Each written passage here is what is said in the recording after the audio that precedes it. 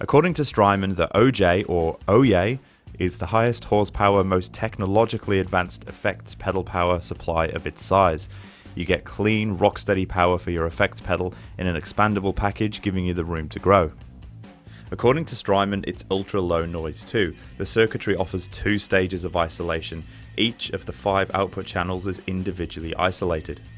Strymon say that this power supply went through the same stringent tests as all of their normal pedals. But what's it like on a real pedal board? Let's set one up and take a look. So straight out of the box, you can see here we have the power supply itself. Also coming in the box is a 24 volt power adapter and also 5 21mm by 5.5mm pedal cables.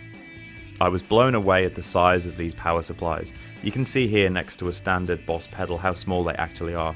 Boss pedals aren't that big anyway, but look at the size of this thing. I reckon it'll fit onto any pedal board if you need it to.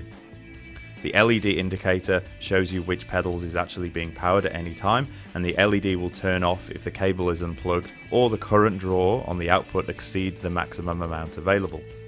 My current pedal board has around 11 pedals. Sometimes it drops to about 7 or 8, but typically it's around 10 or 11 pedals. So I've needed 3 of these power supplies to make sure that I have enough for a little bit of growth in the future as well. You can see on the underside of my pedal board I already have 2 power supplies. I currently sit at 10 pedals, but I'd like to expand that to potentially 11 or 12 or even 15 in the future, depending on what I need. So let's have a look at how we fit the third one to the board. I'll begin by placing the power supply in approximately the position I know I need it.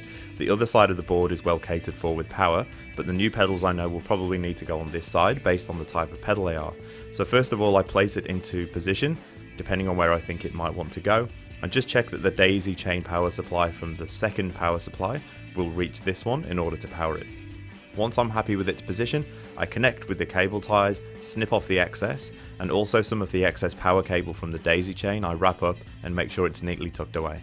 I then turn the board over and make sure that the power supply is firmly connected, and give it a shake and just make sure it's not going to slip or move out of place as I transport this pedal to and from gigs and rehearsal.